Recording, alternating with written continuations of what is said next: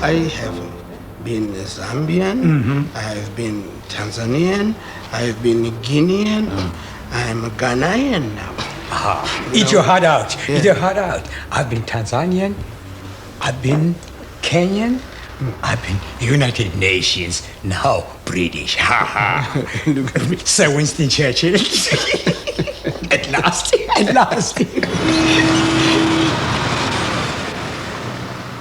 I don't have a home in London. I came here running away from Botswana. My family is strewn all over the place. My wife is in the United States because she couldn't work here. And she's applied for asylum there. My children are in Holland because I can't take them to the United States. We haven't been able to acquire visas for them. So I'm just roaming. I don't have a country as it is.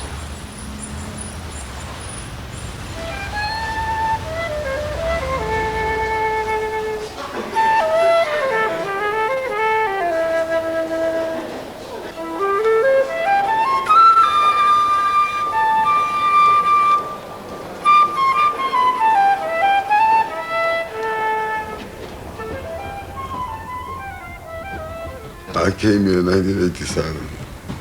I wanted to play because there wasn't any scope in South Africa. Like, even busking was illegal.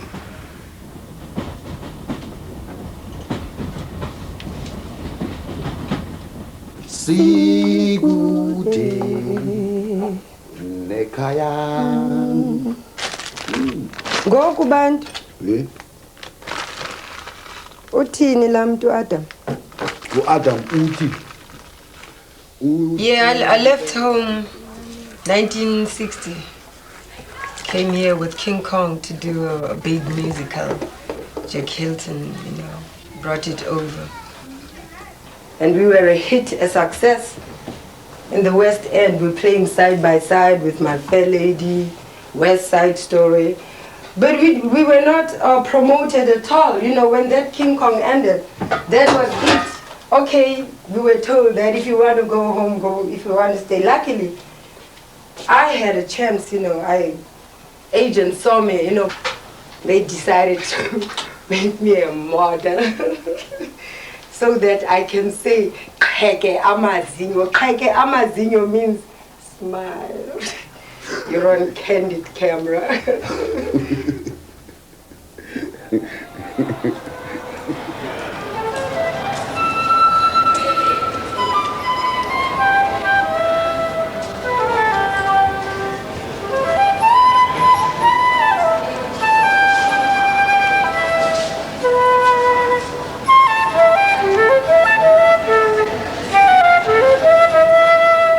It's like preaching to people. I would think when I'm basking, it's not because I make anything whatsoever. It's for the love of it and for the love of the people, the reaction of the people too when they listen to sound, when they hear sound.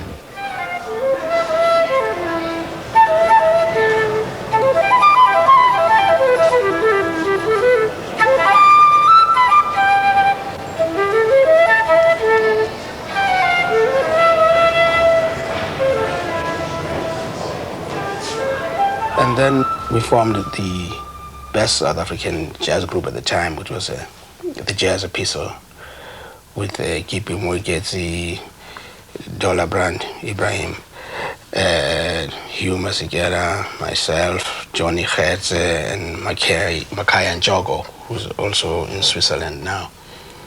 We were supposed to go to a festival in Switzerland, but then Then there was the Sharpeville massacre, and a state of emergency. We disbanded because no more than 5 Africans were supposed to be seen together, and as a group we were 6 already without an audience. So that was out. Hugh left for England in 1960, and in 61 I followed.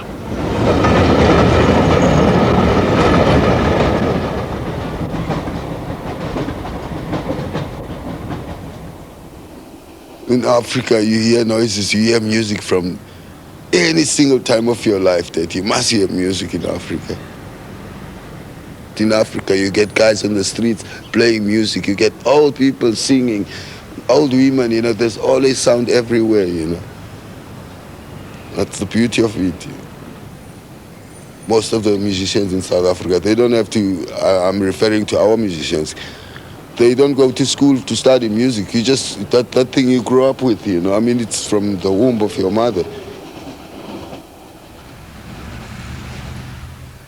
Our presence as artists in the first place is disturbing to the South African government. True. Because we always speak to a crowd. Always. Whenever you perform, it could be a flop, but it's more than 1 or 2 people. And they know that. Yeah. And they don't like you it. are communicating all the time in various languages, the universal language, music, you know, and you're saying your piece. And as a South African, you are always saying something about South Africa. And if you say anything about South Africa, I don't care whether you are pro-government or anything, you know, you will be talking about South Africa.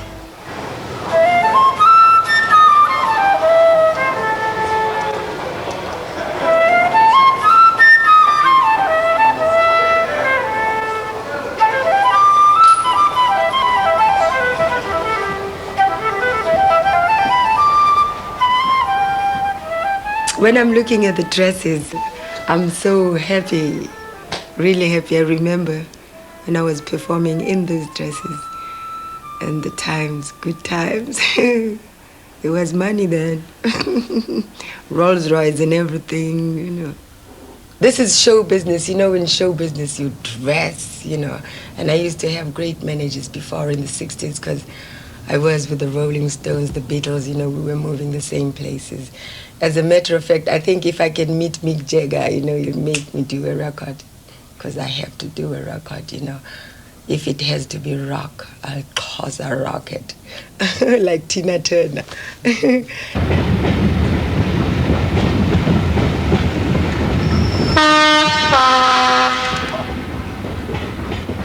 a nice one. Wow. I was only 3 days here. I just hopped in the train because in South Africa, there's no white people sitting with black people on a train. That's a segregation thing. A white man goes to his own carriage and you go to your own carriage. Now there were lots of white people here reading papers, you know. When I saw these people with their faces down just reading papers, I thought really they were after me. That was a little bit, you know, cut out of my mind. I thought they was maybe sent from South Africa to come and get me here. But I asked another guy, I asked me, hey, listen, I had a funny feeling today, because I went into the train and nobody was saying anything. Everybody was reading papers. What's happening in this country? He said, no, everybody keeps for himself. That they really relax, but they just look after themselves. I said, wow, I'm not used to that.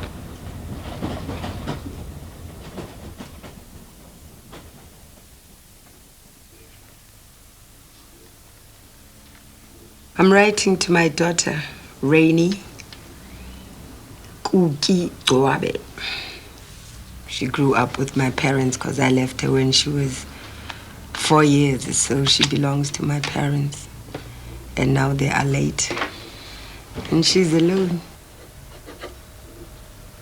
She's 29, Cookie. She's a big woman, but she's a baby. I haven't seen Cookie, and it seems like she needs a lot of help from me, since been gone so long.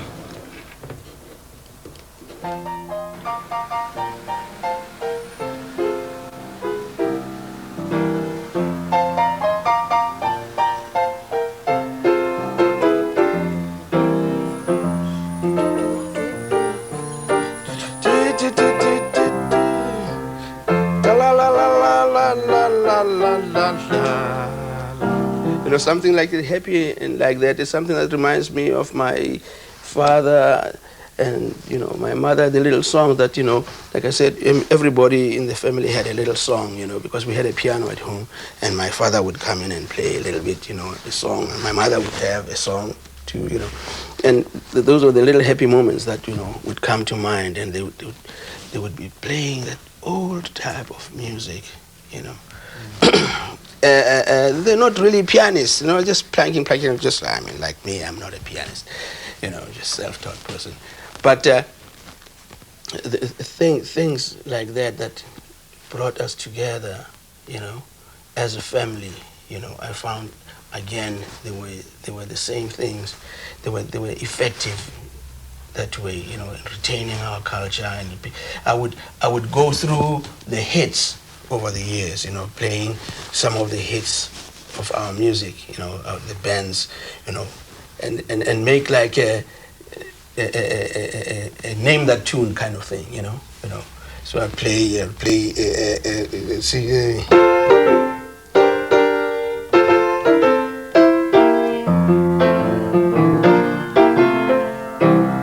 Just ask somebody, what is that? You know, what do you remember what the tune is? Oh, well, Spono non diege, Spono non diege, Spono non diege, which was a hit during our boyhood days, you know, when we were still in knee bands. See, that way we were able to retain our identity, our culture.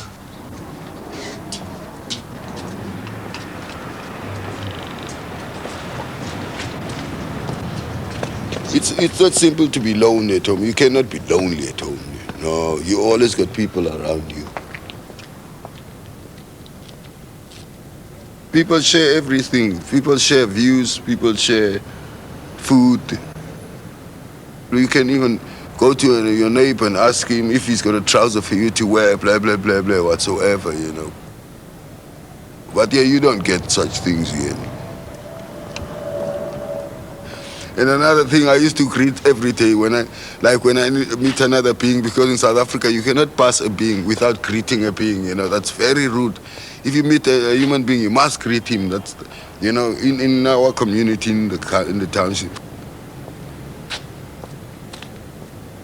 But here you can live in this place, you'll never know even your next door neighbor. But if someone doesn't know, you just pass you by, he doesn't give a damn about you. I mean, it distracts the mind.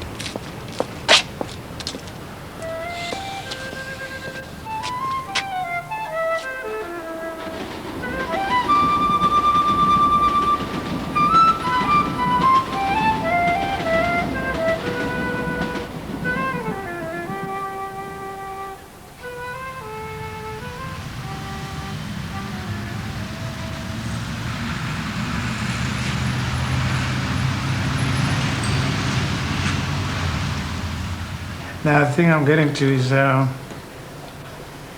you live alone, you get ill, you die. Uncle Billy was gone for 2 weeks. Yeah. 2 weeks. Yeah. The smell, Yeah. alerted everybody. 2 weeks somebody. Yeah. on its own. Yeah. And the guy who found Uncle Bailey, Jerry, he was dead for 4 days on his own too. Yeah. They found him after 4 days. His ex-wife went there As we because say, it's Christmas. He didn't send the kids presents, so every Christmas he sends his children presents. So the wife got surprised. The it ex-wife. boils down to one thing, really. Like, if we this communication with neighbor would say, "Hi, how are you today?" That's right. And this would never have known. And of course, the neighbor would get to know who your friends are, in case such things, in case you get to hospital, so you phone your friends and things like that. No, the neighbors didn't know. The same thing Brajo just said. They didn't care, you know. The same thing Brajo just said. I've been staying in Batasina, Southwest 11 for 8 years, right? The only neighbor that I've got that I can say hello and stand and talk to is my neighbor next door here. Yeah, immediately. But look at all that block of flats. Nobody. Yeah. All that block of flats is just hi. Now, You know, I got you see in South Africa now, that whole block of flats, you have known me. It's like if you get lost, Adam, now today, I drop you in the street, in the station, in Soweto. You walk and say you're looking for Churchill Jolobe. A kid will take you there. Anybody will take you there. You're looking for Adam, or we'll find your place. This is how we are. How many times people come looking for me there? They say, "We're lucky. Lucky the South Nobody African knows who's that. Huh? We don't Never know. No. Next door. Yes. It's almost like somebody trying to find root in a place. When you are in exile, there's always that temporary feeling. You know, you never really settle.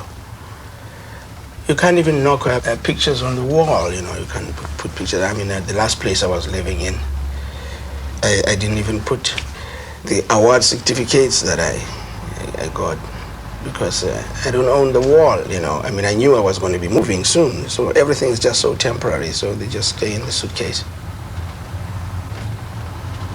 You're forever trying to adjust. At the same time, you are aware of the fact that you are losing your own identity, your own culture.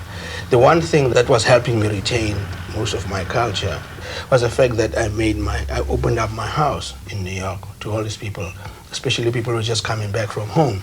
I mean, I did things that a lot of people shudder when they think about. I used to slaughter sheep in my backyard, you know, smother them from the farms and have the ceremonies, you know. I remember one friend of ours who was a professor. He found us in the house there. We had a big jug, you know, it's like a vase actually. We poured the beer in there, you know, from the bottles, and we were drinking, communal drinking from this thing and passing it around just like we would at home with the African brew. And he said, "You boys haven't arrived, you know." But we had arrived, we just wanted to be home for the moment, and we would eat out of one dish, you know, and just try to do what we would do at home, you know.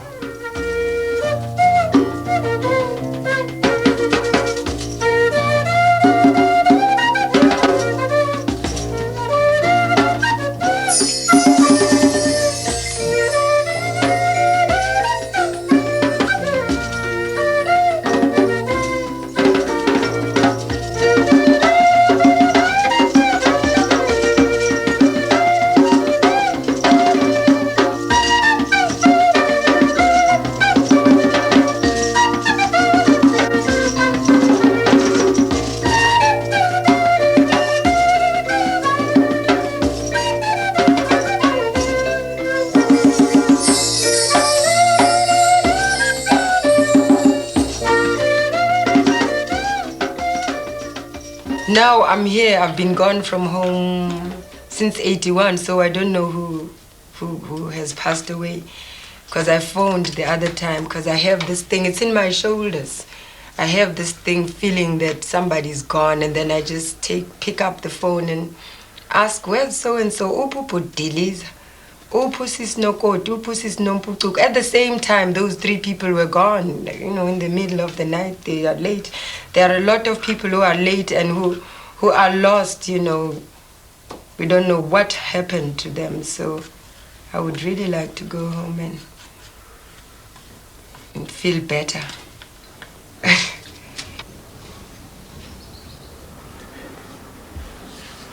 There's a lot of traditions that you're missing, you know, and not seeing your parents at the graveyard and talk to them or whatever, and it's very painful and it's far away. If I had listened to my father, I wouldn't be here. I would be right at home, growing old there, knowing all the traditions, because I feel like it has been a waste of time.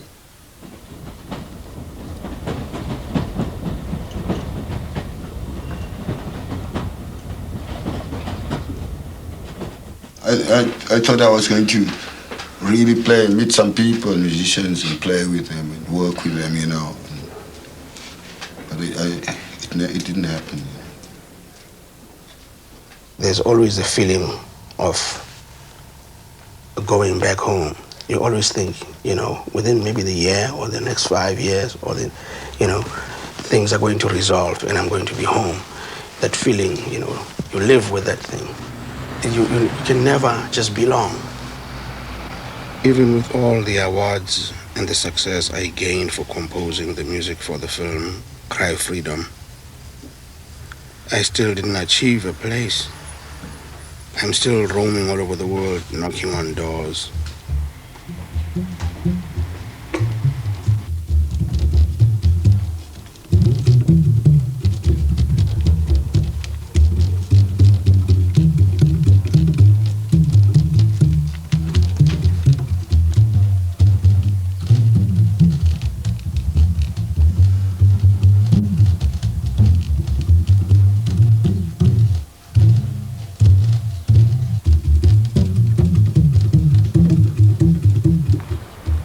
Talking about people adjusting to the different cultures, it's not an easy thing.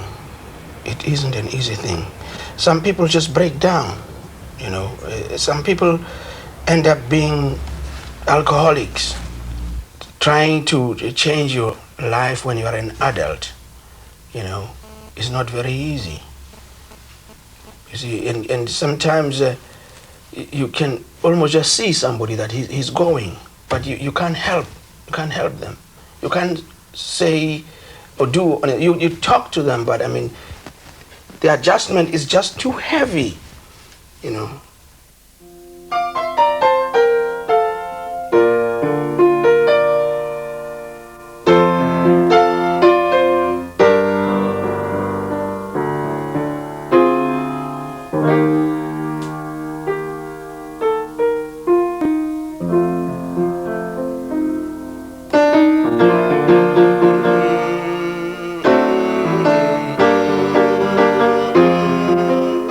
Education that I have acquired over here has no meaning to me because I'm a woman, I'm an African woman, a Xhosa woman, and all those traditions I must know.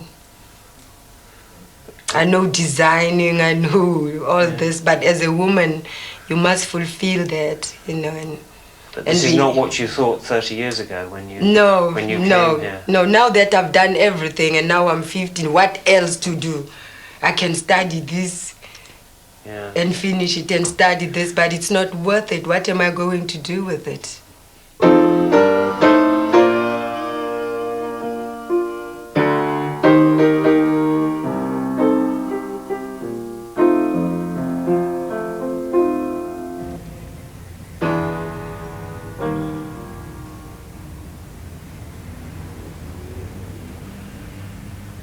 I left 76, August 76. And I started working with Masikela 84, and then 85, 86, 87. And during that time, I met Miriam Makeba in 85. I worked with her as well. And 87, I worked with Paul Simon. I was in the Graceland tour. After the Graceland tour, I decided to go solo. I'm doing my demo at Saul's house. I met him in one of the South African shows.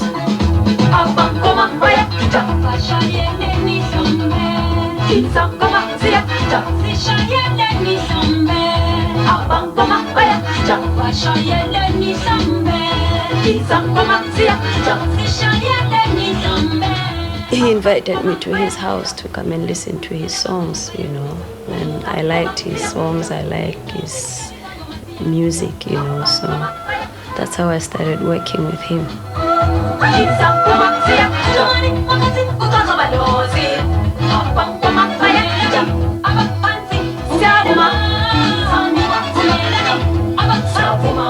He's got his little daughter, the Nomvula, which I like. I like her very much, we're very close to one another. You homesick? Very, very homesick. I can't wait. I just can't wait. I miss my people, especially my son, because I've never lived with my son. Leaving your people behind, especially your child, it's really sad. It breaks my heart so much. When I had my child, I was young. I was 19, you know, and I wanted to be with my child.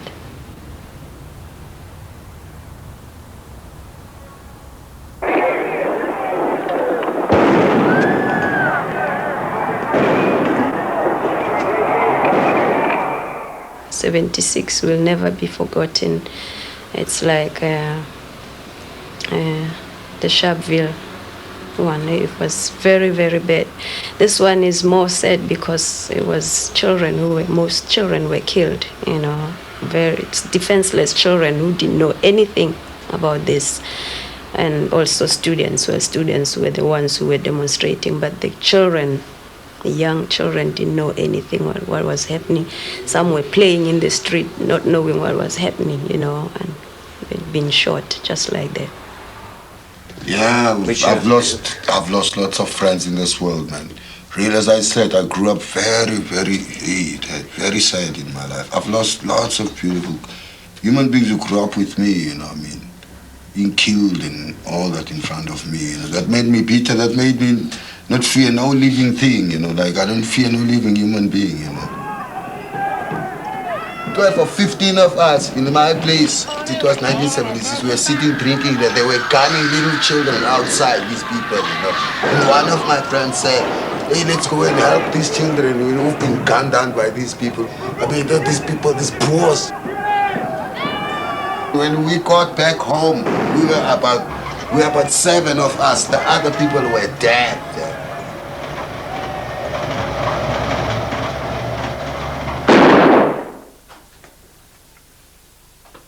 Is that something in your music, or? Yeah, it comes out, it must come out, because music reveals the truth. What music tells the truth. Music doesn't hide anything, it comes out to the truth. You know? Like, those people must be prosecuted too, you know. They must get to jail. People must do something with them. You cannot let such people survive for the rest of their life. Why are the Jews not letting the Nazis survive? And then we'll let those people survive. That's another law, man. Gee.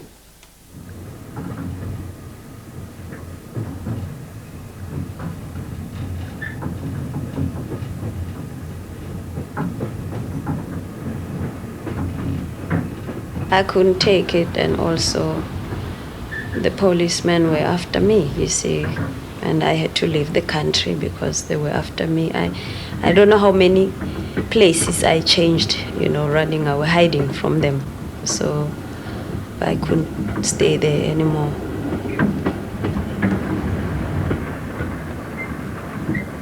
I mean, he's my son, and I would have loved to be with him, but I had no choice but to leave him behind.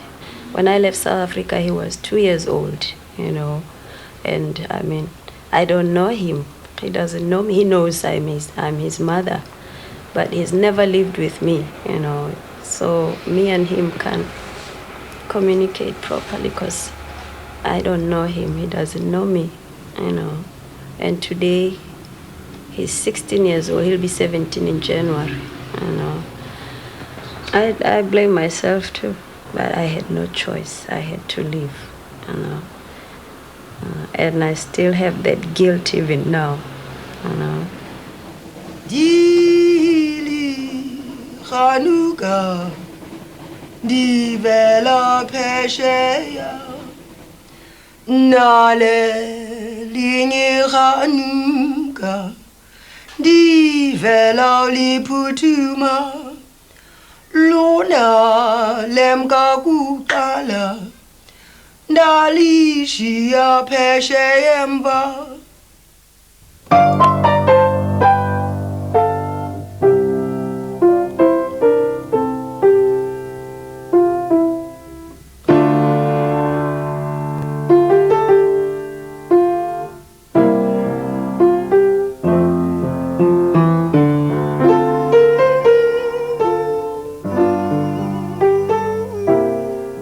In 1976, I was in Boston. I got a call from Caiaphas Semenya. Called me and said, well, he was going to Botswana. There's a tour. And on the next day, I called him and said, hey, man, reserve me a ticket, man. I'm going on to the trip. I'm going, you know, I just have to go. And of course, my mother knew about it, and she took everybody and said, for the first time, I'm going to fly. You know, she'd never been in a plane before, but says, I'm going to fly to Botswana because that guy might just be there for a day and might leave before I could really see him.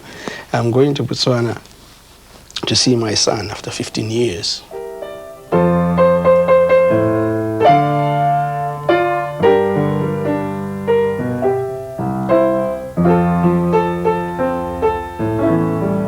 And my mother walked in, and with my present wife, and she looked at me and started making jokes and laughing and said, oh, my chubby little son and everything. And she disappeared and went to the bathroom. I knew she was going to cry, you know. She went there, cried by herself, you know, and I think she prayed and came back all jolly again, you know.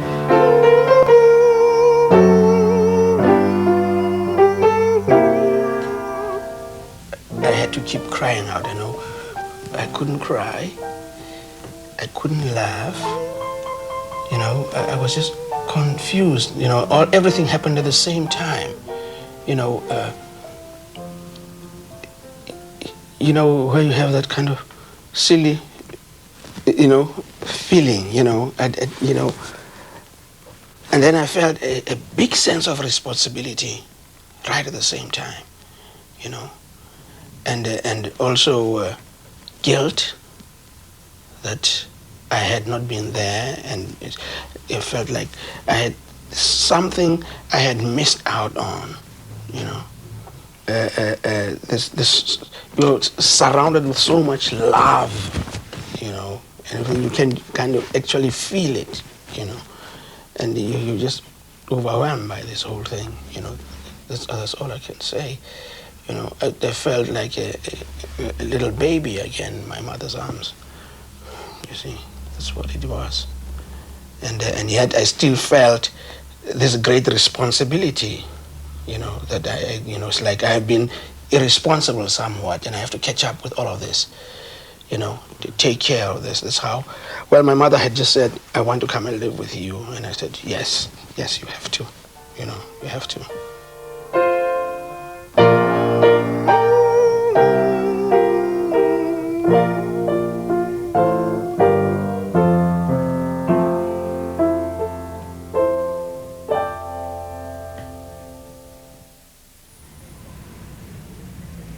Very painful thing. It's like a baby without the mother and the family. I've passed the fashion thing, beauty, whatnot. I've grown. I'm a woman who is 50, and I feel like I'm still doing the fashion thing, and I'm not supposed to be doing that. I'm supposed to be a sangoma now and learn about the beads and learn about healing. And this is really, really on my shoulders, you know, it troubles me. I feel like, you know, so it's like I have to go home, back to the village and learn all these things, because it can be very, very painful.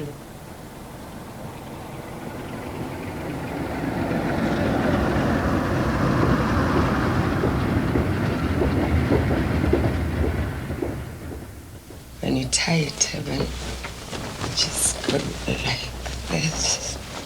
And you throw it around. This time there's no mirror. Whatever comes out, that'll be okay. Now the sangomas, the women at home, their hair is like this when they become sangomas. You know, in English they call them witch doctors, but I would rather say they are healers. You know, if I go back home, I'll go to study all this.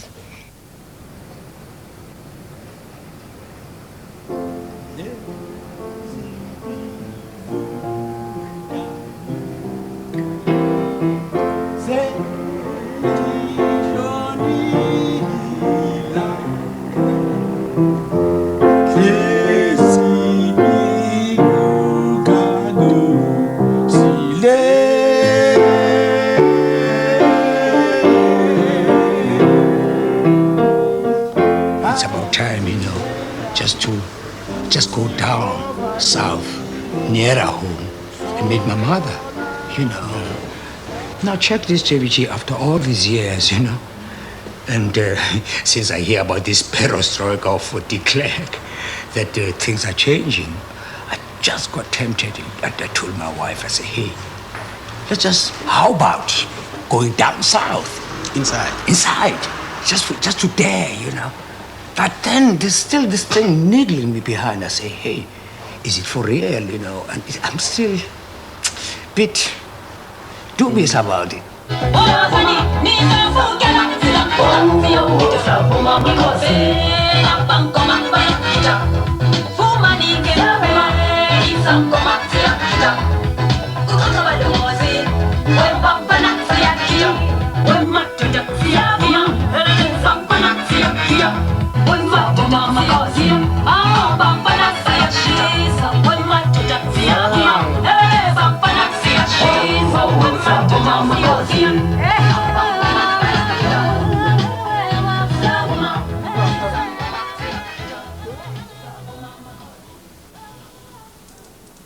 So, I intend to go back home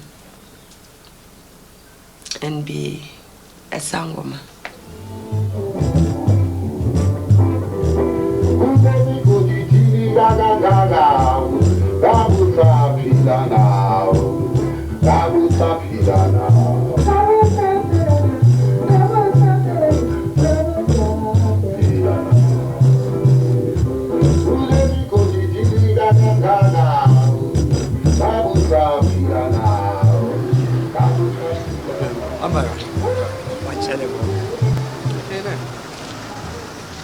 If you listen carefully to all South African music, that cry is there.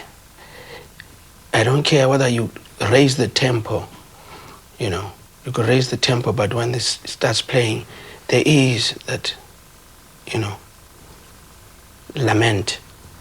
I hear it. I hear it.